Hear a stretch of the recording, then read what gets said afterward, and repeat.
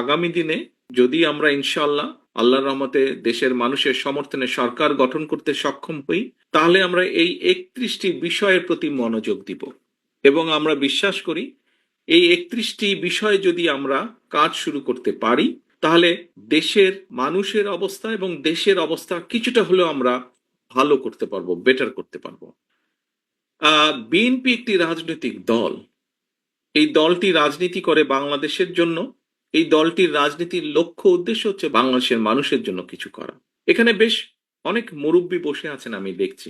মুরব্বী যারা আছেন আপনাদের নিশ্চয়ই খেয়াল আছে, শহীদ রাষ্ট্রপতি জিয়াউর রহমান যখন দেশের দায়িত্বভার গ্রহণ করেন, তারপরে কতগুলো পরিবর্তন এসেছিল।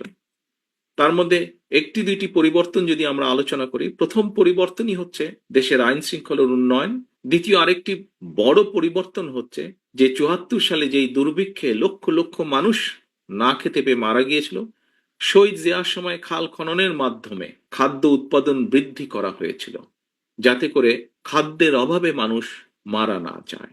এর পরবর্তীতে আরো ইতিহাস গড়িয়েছে, সময় গড়িয়েছে, গণতন্ত্রের চর্চা হয়েছে, বাধাগ্রস্ত হয়েছে, স্বৈরাচার জোর করে ক্ষমতা দখল করেছে, আন্দোলন হয়েছে, আন্দোলনে জনগণের বিজয় হয়েছে। সেই বিজয়ে জনগণ আবার ৯১ সালে বিএনপিকে দায়িত্ব দিয়েছে। বিএনপিকে দায়িত্ব দেওয়ার পরে দেশনেত্রী খালেদা জিয়া দায়িত্বভার গ্রহণ করেছে। তখনও আমরা দেখেছি কিছু পরিবর্তন হয়েছে। কি পরিবর্তন? এগোনোর চেষ্টা করেছে দেশ সামনে। আমরা দেখেছি নারীদের শিক্ষার ব্যাপারে একটি যুগান্তকারী পদক্ষেপ গ্রহণ করা হয়েছে। আমরা দেখেছি যে কিভাবে শিল্প কারখানার প্রসার লাভ করেছিল বেকারদের কর্মসংস্থানের জন্য। আমাদের লক্ষ্য এবং উদ্দেশ্য হচ্ছে দেশ এবং দেশের মানুষ